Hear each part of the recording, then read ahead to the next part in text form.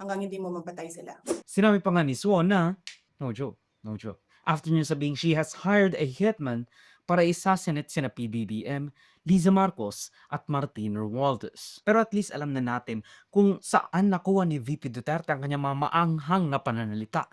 Nakuha sa tatay. Medyo may pagkabalahura sa pagsasalita. Hindi nag-iingat kasi akala nila malakas pa rin ang hatak sa masa dahil sa malakihang populist wave ng mga Duterte since the 2016 elections.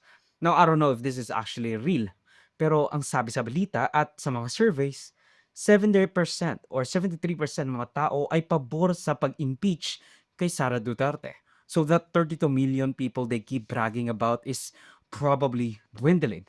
Pero again, malay natin hindi accurate at tangare and false Asia sila.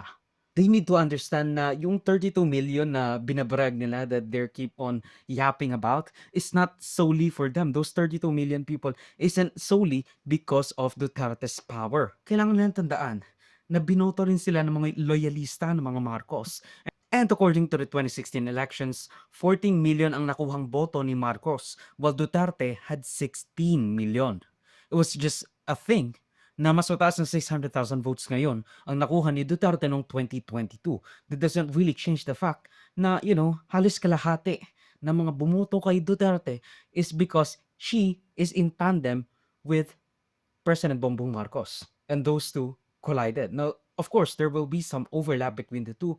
Pero malamang sa malamang ngayon, total nag-break up na ang Uniteam, pumanig na rin sa iisang side and to the other, yung mga merong Venn diagram na nag-overlap.